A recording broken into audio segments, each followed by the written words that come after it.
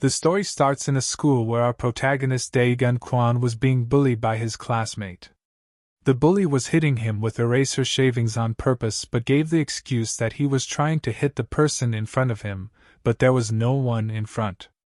Protagonist understood that they were bullying him. He confronted the bully and told him to stop. The bully became angry and came to the protagonist and asked him if he had lost his mind and really thought that he could tell him to stop, and punched him in the face.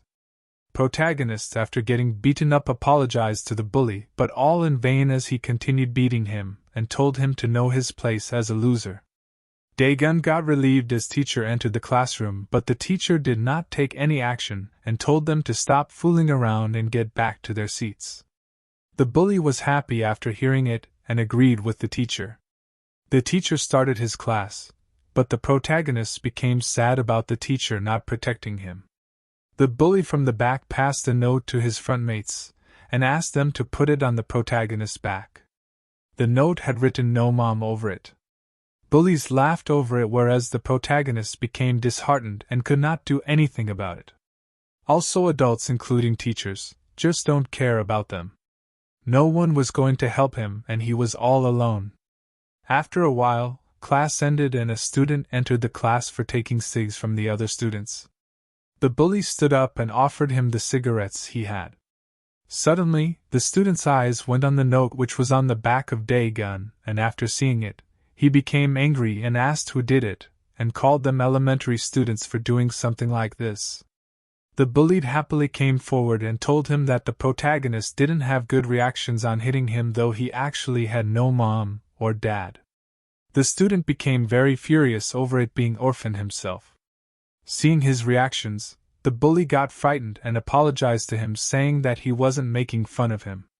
But still the student smashed the bully down and told him that it wasn't funny and should not forget his place just because the student knows him. He then warned the bully that if ever found him messing up with the Dae-gun, he would meet a hard end. After that, no one bothered the protagonist. A problem that the teacher or any adult could not fix was resolved in an instant.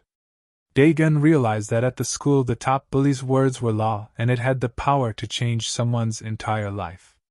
But the protagonist hated the fact that he was at the mercy of someone else.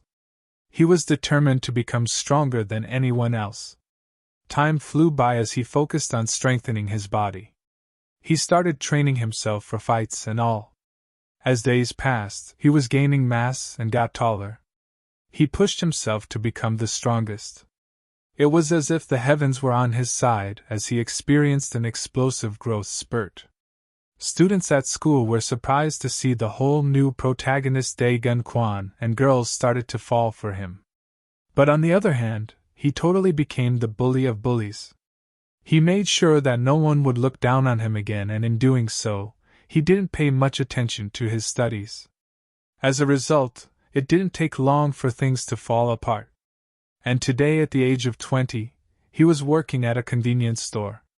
Seeing him like that, no one could identify him as old Dae-gun Kwon.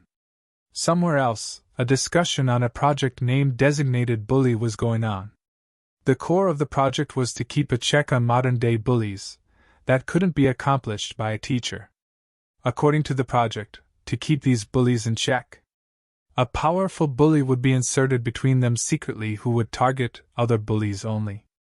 The project manager, Saimli, was looking for such a powerful bully to recruit for the project. On the other hand, we see that our protagonist is trying hard to study but couldn't focus on it, and thus gave up on studying for that day. Seeing this, the store owner commented that young kids these days had no passion and started lecturing him on his own examples. Meanwhile, the protagonist felt frustrated and seriously wanted to kick him and his job. Further, he should have stuck it out instead of dropping out. He wished he could take his stress out on something. Meanwhile, at a different place, some bullies were bullying a kid. The kid was about to cry and was given a warning to not to, else he would be beaten very hard. Another stronger bully approached them and told them to stop picking on that kid and get him some cigs. The bully was just about to go and get some anyway, so accepted to bring cigs, and the girl accompanied him to the convenience store, where our protagonist works. Seeing those bullies, the owner feared and told Dae-gun to manage the register, as he needed to take care of something. Dae-gun welcomed those bullies. The bully asked for 2 packs of cigs, but Dae-gun identified them as minors, so asked them for their IDs. The bully made an excuse that he lived just down the block, so there was no reason to carry it, and told him to hand over the cigs. Dae-gun refused to give them without seeing their IDs and told them to leave. The girl made a remark that it wasn't the way to talk to a customer, and he lacked manners too. The bully agreed with the girl and further added that a loser like him with no manners should have been beaten a long time ago, and tossed him money for the cigs. Protagonist was pissed over them now, and repeated that he needed to see their IDs. But the bully ignored and added drinks too. But the protagonist wasn't ready to give them any without seeing their IDs. The bully became angry over it, and asked him if his ears were clogged or something, and grabbed him by his collar and threatened him. The store owner was looking at all this from a corner from the start, and wondered if he should call the police, as the bully had done the same thing to him before too. But he really didn't want to make a scene, so told them that he had other customers there, and requested them to take it outside, and he could too maintain the register while they resolved the issue outside. Dae-gun was surprised and wondered if he was the same as his teacher. The bully tried threatening him, but it did not work over on Dae-gun. Dae-gun told him to let him go within 3 seconds. The bully laughed over it, and said that he was definitely out of his mind, and he thought that he was in a movie or something. Dae-gun started the countdown. The bully became furious, and told him to stop acting so tough. He tried slapping Dae-gun. But the bully himself was knocked down in a slap by the protagonist. The girl tried waking the knocked bully up. On waking up, he was surprised and asked what just happened. He was knocked out after getting slapped once, but was surprised to find Dae-gun standing there fine. Bully tried standing on his legs by himself, and called Dae-gun cheap, and further asked him if he punched him while he was distracted. He told the girls to bring other guys there. While the girl went to call others, Bully asked Dae-gun if he did not know who he was and tried frightening him. Soon, Dae-gun grabbed the shoulder of the bully and asked him how old he was. When the bully tried to question him, Dae-gun started applying pressure, which brought the bully down to his knees. Due to the pain, Bully told him that he was 17 and requested him to let him go. Dae-gun told him to stop exaggerating, and if he ever again came to buy cigs again, he would definitely beat him hard. Soon, the other guys reached the place, and were surprised to see Bully kneeling in front of Dae-gun. The fat bully referred to Dae-gun as a part-timer, and asked him about his place. Dae-gun tried guessing if he was a high school student or someone's uncle. The fat bully then introduced himself as Dae-han-oh from Nadong High.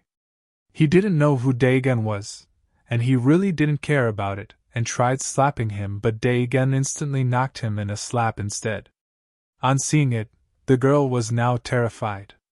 Dae-gun couldn't stay out there too long, as he was a part-time worker, so told everyone to come to him at once.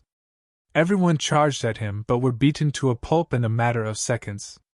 One bully tried to hit him with a bottle, but was knocked out in a single punch instead. The last one left didn't fight him. To him, there was only one person this strong, and there was no mistaking it that he was Dae-gun Kwan, the one who used to go to Nadong High.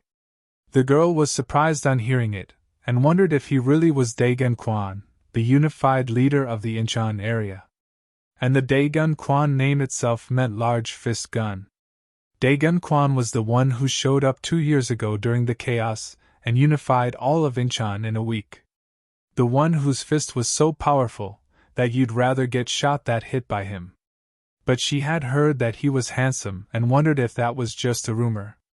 The last standing guy apologized and bowed to him for not recognizing him, and told him that he would make sure something like this won't happen again, and asked him to forgive them. But Dae-gun was not the one to forgive them. He asked them to take their positions and warned them not to cause any problem at the convenience store ever again, or else he would really beat them to a pulp. Dae-gun started walking away and was worried, as now he did not have enough time to study, but to him, it did feel good to let loose after such a long time. On his way, he was stopped by the project manager Saimli. She offered him the position for designated bully. Daegun wanted to complete his study, and this was a golden chance for him to make up for all his mistakes. So he agreed to take up the position. Thank you for watching. Please like and subscribe for the next part.